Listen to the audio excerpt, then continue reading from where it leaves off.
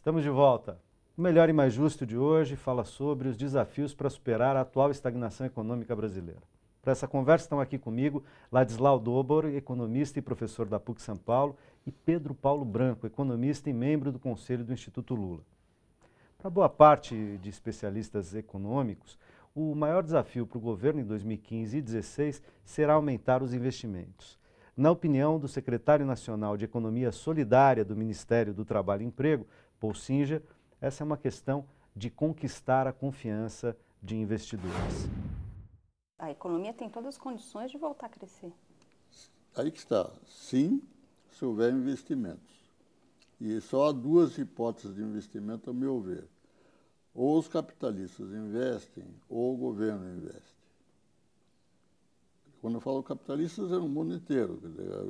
Hoje, com a chamada economia globalizada, as fronteiras praticamente não são barreiras mais. Isso é importante. A China investe no Brasil como se fosse na China mesmo. Eles têm praticamente garantias de que esse dinheiro será aplicado e, se houver lucros, é deles. E hoje o capital circula muito mais facilmente por todos os países do que no passado. Quando havia política keynesiana, e isso foi um período muito bom no Brasil, isso era controlado pelo governo, tanto a saída como a entrada de capital. Esses controles foram totalmente eliminados. Não só no Brasil, em todos os países, nos Estados Unidos, na Europa e assim por diante. Ficou a festa do capital especulativo. Então, nesse sentido, nós dependemos de ganhar a confiança dos que têm muito dinheiro, na situação que nós estamos. Então, nesse sentido específico, a política da Dilma, de agradar, vamos dizer assim, a burguesia, tem lógica. Pois é, chegando no último bloco do programa, dizendo o seguinte, parece que o ajuste, inclusive, se não integralmente, mas em boa parte, do modo como ele está sendo feito, do ponto de vista de curtíssimo prazo, é necessário. É necessário tanto para arrumar as contas do governo, quanto para ganhar alguma credibilidade, superando a crise política e gerando maior governabilidade, para poder fazer e, quem sabe, conseguir maiores condições para fazer as reformas estruturais que precisamos, tá certo? Agora, de todo modo, diz o Paul Singer, para a gente voltar a crescer, o Brasil vai precisar de investimentos. Investimentos que provavelmente uma combinação de investimentos públicos com investimentos privados. E o Brasil, nesse momento de fragilidade, fazendo ajuste fiscal, o governo tem menos condição do que teve em anos recentes para aportar investimentos. Precisa da iniciativa privada. A iniciativa privada responderá com esse ajuste fiscal à necessidade de investimento e nós teremos alguma condição de voltar a crescer de forma minimamente consistente, não vou nem dizer sustentável, em 2016, mais adiante. Como é que vocês estão vendo e o que vocês acham que tem que ser feito para além do que já está em curso ou em alternativa ao que está em curso? Ladislau. Olha, eu acho o seguinte, o empresário vai investir se tem demanda, perspectiva de lucro, né? Claro que ele fica ressabiado quando você tem uma certa estagnação, porque uma estagnação que pode reduzir, digamos, de um crescimento de 3% para crescimento de 0%, o que seja, menor, mas ele sustenta a totalidade de perspectiva de investimento, porque ele quer ter uma certa segurança no futuro. A segurança no futuro depende de expansão da demanda, certo? O investimento tem uma componente privada, uma componente Estado. No componente privado, depende de expansão de mercado. Nós temos um mercado externo que não só está retraído, porque temos sim uma crise mundial, como tem uma mudança estrutural de preços. Você tem a mudança dos preços de petróleo, mas agora, se você pegar nos últimos 12 meses, nós somos um grande exportador de soja, o preço mundial da soja caiu 39%, certo? Não é brincadeira, certo? O mesmo aconteceu numa perspectiva um pouco menor, mas enfim, basicamente semelhante com soja, laranja e coisa do gênero. Então, nós temos uma retração do mercado externo, e isso dá muito mais importância para o mercado interno, certo? Veja bem, frente a um planeta que está numa situação extremamente instável e frágil em termos econômicos, o grande trunfo nosso é expandir o mercado interno.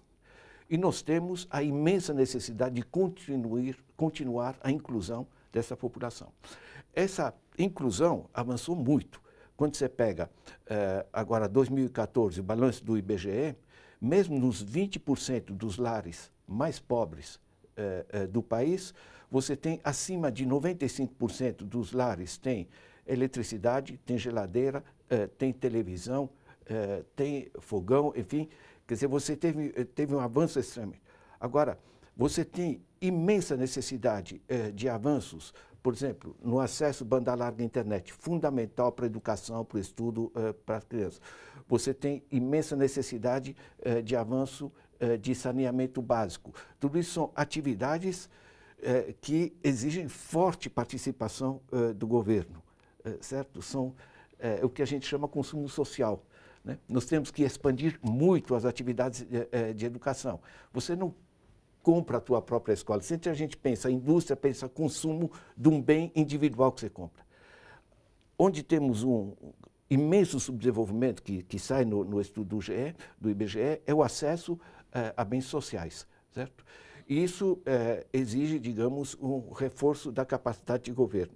Então, atacar do ponto de vista gastança, a meu ver, é limitado. Agora, nós temos grandes áreas onde, e não mais fogão, geladeira, essas coisas, porque está bastante coberto, essa indústria tem que se deslocar para onde realmente está se expandindo o consumo, que são outros tipos de necessidades, e, por outro lado, temos que voltar a expandir o investimento público, né? Certo? Isso que o Singer menciona, Minha Casa Minha Vida, caramba, temos que continuar. Nós temos uma massa de gente que tem necessidades imensas. Para mim, um país que tem grandes necessidades pode ser olhado do lado de oportunidade, entende? Porque nós somos um país de dimensões que pode se apoiar fortemente no mercado interno. E quando você tem essa crise internacional agora, você se apoia, e a queda dos preços de exportação, você se apoiar no mercado interno é realmente o eixo agora, e a oportunidade. Pedro Paulo, parece que há uma decisão já de gradativamente tirar o peso, né, diminuir o papel no crédito de mais longo prazo do BNDES, que foi quem sustentou isso esses anos todos, e ao mesmo tempo, por exemplo, a questão das concessões, no curto prazo está sendo apontada como uma saída para aumentar o investimento privado na economia, para superar esse período mais difícil.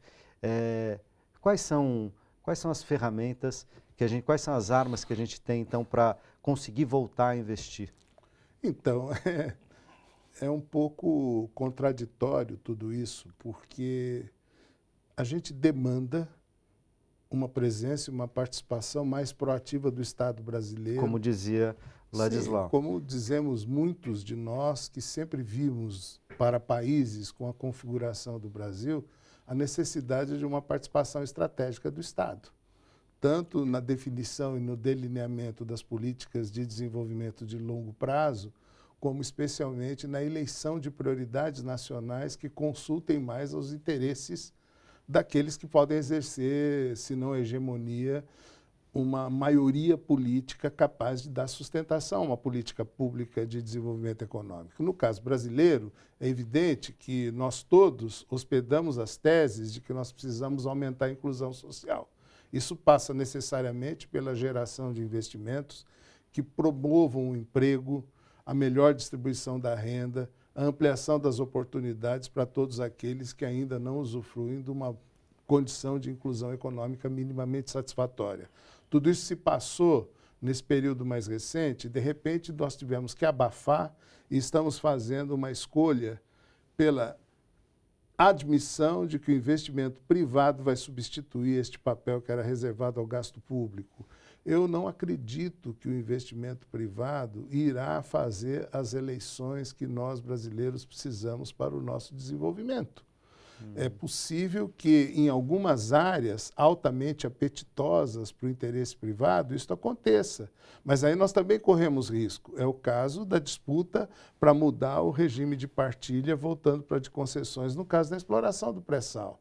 Este é exatamente um daqueles lugares onde o desenvolvimento nacional encontra um ponto de alavancagem muito importante. E o regime de partilha, que depende de investimentos que a Petrobras sozinha não é capaz de dar conta, precisaria de aportes substantivos de parceiros que concordassem com esta tese. Agora, no momento de fragilidade, é evidente que há interesses para forçar esta porta, colocar uma gazua e, neste lugar, colocar o regime de concessões, que certamente não transformará boa parte desta riqueza em instrumento de alavancagem de crescimento e desenvolvimento. Sim, então, nós riqueza temos do país, mas vai ser de riqueza para alguns que vão. Então nós temos dilemas que estão embaraçados pelo atual momento político de disputa que se dá nos outros foros, especialmente no Congresso Nacional, em que nós não temos mais uma maioria capaz de sustentar este tipo de política ou de proposta de desenvolvimento. É evidente que uma transição de curto prazo, que ajuste um pouco certos aspectos das contas públicas que não estavam lá bem organizados, é admissível. Agora, do ponto de vista estratégico, nós temos que retomar a capacidade do Estado brasileiro de gastar. De certa maneira, o governo Dilma vem reconhecendo alguns erros de dose das chamadas políticas anticíclicas, e talvez tenha perdido o timing também, né? Particularmente, quer dizer, foi muito longe com as medidas anticíclicas, deveria ter parado um pouquinho antes. Particularmente, né? No caso do fomento ao consumo, quando já não havia mais espaço para que o consumo fosse capaz de sustentar níveis crescentes de produção. Né? Nesse caso, de fato, houve ali um momento em que se poderia ter buscado um caminho alternativo em que o Estado brasileiro não tivesse que expender tantos recursos com subsídios, subvenções e renúncias fiscais que fragilizaram um pouco a arrecadação. As contas, né? Desequilibraram as contas. E nos colocaram numa situação de déficit corrente de curto prazo, no caso das contas do Tesouro Nacional. Né? Agora, ainda assim, tá? A dívida agregada líquida, enquanto proporção do PIB, é muito baixa. E a dívida bruta cresceu, está ao redor de 60 e poucos %, mas ainda assim ela é totalmente administrável e não exigiria um ajuste tão forte.